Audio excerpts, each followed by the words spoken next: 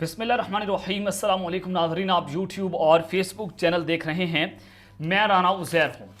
नादरकाम हालात यकसर तब्दील होते हुए दिखाई भी दे रहे हैं जब से निगरान हुकूमत आई है, और नून लीग ये समझ रही थी कि जनाब जैसे उनके हक में ये सारे हालात चले जाएंगे, इमरान खान साहब को हमेशा के लिए रास्ते से हटाया जाएगा और हम इक़्तिदार पर काबिज हो जाएंगे। लेकिन ये सूरत हाल बिल्कुल तब्दील हो चुकी है और अब गेंद किसी के हाथ में जाती हुई नजर नहीं आ रही। मैं कुछ बड़ी खबरें लेकर जनाब आपकी खिदमत में हाजिर हुआ हूँ। आज सबसे पहली खबर पर हमने बात करनी है कि जनरल आसिम मुनीर ने नून लीग को अपने असल रंग दिखाना शुरू कर दिए हैं। नवाज शरीफ से लेकर शहबाज शरीफ, हमदा शहबाज, पूरा शरीफ खानदान और भुट्टो खानदान यानी कि जो जरदारी खानदान है उनकी करप्शन की फाइलें, और फिर इस सब के अंदर सब जेल के अंदर होंगे। नवाज शरीफ की वतन वापसी का जो इम्कान है वो भी खत्म हो चुका है, और chief justice of Pakistan Umar Ata Bandial इस करने क्या जा रहे हैं, और अगले चंद दिनों के अंदर 18 अगस्त जो है वो बहुत इंपॉर्टेंट है। कौन सा बड़ा फैसला सुप्रीम कोर्ट से आएगा, इस हवाले से बड़ी इंपॉर्टेंट डिटेल्स हैं वो जनाब आपके सामने रखूंगा।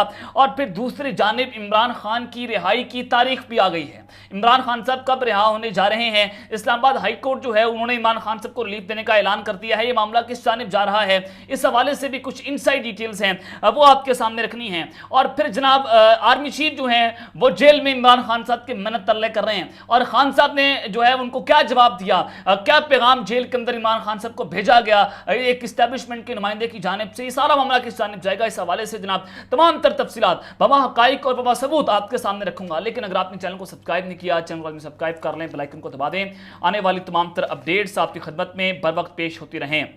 नादरकाम सबसे पहले तो आज इस्लामाबाद हाई कोर्ट ने पाकिस्तान तहरीक इंसाफ के रहनुमा शहरयार अफरीदी और शानदाना गुलजार की एमपीओ के तहत गिरफ्तारी खिलाफ केस की समाअत हुई, और केस की समाअत जस्टिस बाबर सत्तार कर रहे थे। तो इस सब के अंदर डीसी इस्लामाबाद बतौर डिस्ट्रिक्ट मजिस्ट्रेट अदालत के सामने पेश हुए, और आईजी इस्लामाबाद और चीफ कमिश्नर इस्लामाबाद भी अदालत के सामने आज पेश हुए हैं। तो जनाब आज शहरयार अफरीदी और शानदाना गुलजार को अदालत के अंदर पेश किया गया। तो अदालत ने आज बाकायदा तौर पर शहरयार अफरीदी और शानदाना गुलजार को रिहा करने का हुक्म जारी कर दिया है, और किसी भी जो है वो मुकदमे में अब इनको गिरफ्तार नहीं किया जाएगा।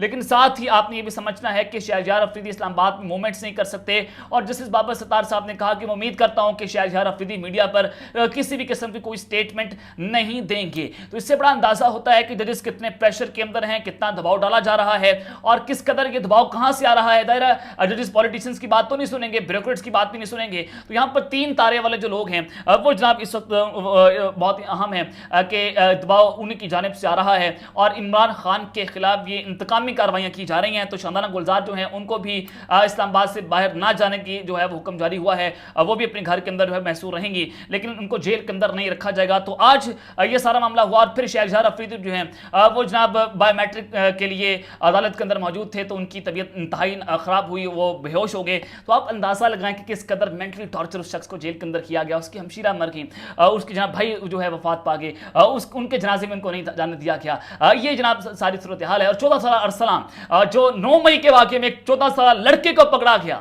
और फिर वो जब उसको रिहा किया जाता है वो घर जाता है, पुलिस दोबारा उसको गिरफ्तार करने पहुंच जाती है, और वो घर पर नहीं मिलता तो पुलिस उनके बाप को जो है उठा ला जाती है, और फिर ड्यूरिंग डिटेंशन वो बाप जो है उसको मारा जाता है, वो जनाब जो है वो हिरासत के अंदर मर जाता है। और फिर अरसलान को अपने बाप की मैयत को देखने की भी इजाज़त नहीं दी गई। हिरासत हो गई माँ की जैसी, जब हर शहरी से प्यार करेगी, फौज लगेगी, सबको अच्छी जब सरहद पार काम करेगी।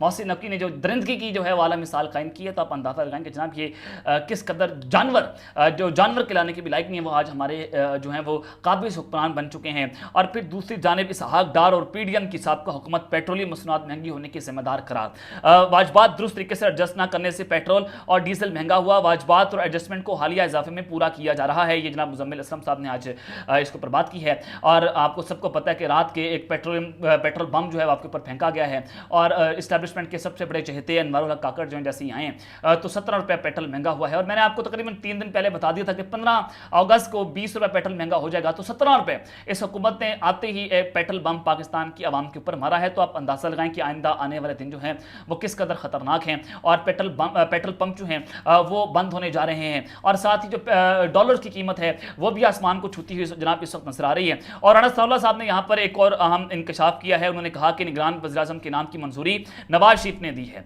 वज़ीर आज़म के लिए जो ज़ेर गौर नाम थे उसमें सबसे ज़्यादा मोतबर और यही नाम हमें पसंद था अनवरुल हक काकड़ का, और किसी वजह से एक गैर अहम नाम पहले दर्जे पर आ गया।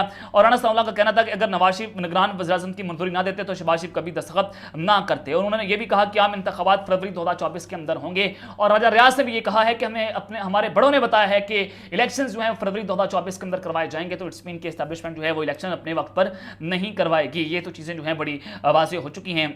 और उन्होंने कहा कि अगर नवाज शरीफ अगर इलेक्शन जो है फरवरी में होंगे तो नवाज शरीफ का सितंबर अक्टूबर में आना जो है वो मुनासिब होगा, और मौजूदा हालात में कौम नवाज शरीफ की ही बात मानेगी, और वो किस तारीख को वापस आएंगे ये ऐलान वो खुद या पार्टी करेगी। ये उन्होंने मजीद कहा कि 9 मई में मुलविस जत्थे के अलावा सबको इलेक्शन में हिस्सा लेने की इजाज़त देनी चाहिए, जबकि बात बिल्कुल गलत है कि हम चाहते हैं कि बैलेट पेपर बल्ले का निशान ना हो। और नून लीग की रहनुमा ने कहा कि ख्वाजा आसिफ का ये कहना ठीक है कि हमें जीरो रिस्क पर काम करना चाहिए, यानी कि ख्वाजा आसिफ साहब ने कहा था कि जब तक जीरो रिस्क नहीं हो जाता कानूनी तौर पर भी और आईनी तौर पर भी नवाज शरीफ के लिए कोई रिस्क, सारे रिस्क जब तक खत्म नहीं होते वो उनको वतन वापस नहीं लाया जाएगा, यानी कि नवाज शरीफ जो हैं वो तब तक वतन वापस नहीं आएंगे। लेकिन मैं आपको बताना चाहता हूं कि इस वक्त हालात जो है वो किसी और जानिब जा रहे हैं। जनरल आसिफ मुनीर ने जनाब नून लीग को अपने असल रंग जो है वो दिखाना शुरू कर दिए हैं।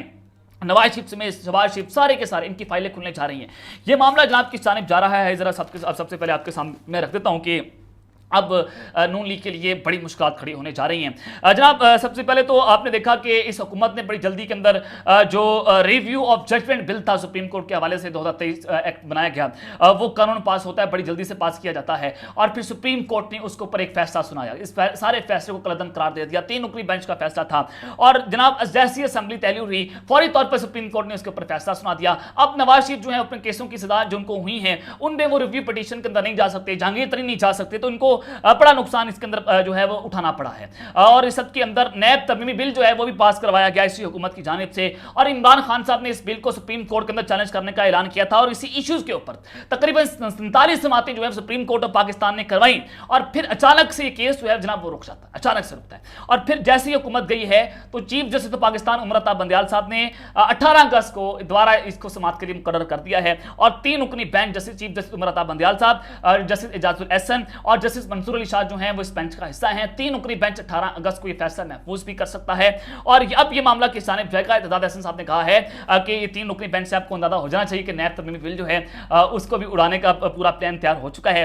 अब ये केस जो है अब मैं आपको बताना ये चाहता हूं कि जब ये केस उड़ाया जाएगा, जब इसको कलअदम करार दिया जाएगा इस बिल के ऊपर, तो इसके बाद आसिफ अली जरदारी, शहबाज शरीफ, हमदा शहबाज, नवाज शरीफ, इन सब की जो मनी लॉन्ड्रिंग के केसेस हैं वो दोबारा वापस हो जाएंगे। जैसे ही नैब तरमीमी बिल जो है वो पास हुआ था तो इन सब के नैब की जो जितने भी केसेस थे वो खत्म हो गए थे। लेकिन जनाब अब इनके लिए बुरा और मुश्किल वक्त खड़ा हो चुका है, और पाकिस्तानी सियासत में एक नया पिंडोरा बॉक्स खुलने जा रहा है। इन सब के मनी लॉन्ड्रिंग की फाइलें खुलने जा रही हैं, और इस तरमीम जो ये तरमीम खत्म हो जाएगी, जब इसको कलअदम करार दिया जाएगा तो जनाब वो सारे केसेस खुलेंगे जिनको इन्होंने अपने दौर के अंदर 15 माह के अंदर बंद करवाया है।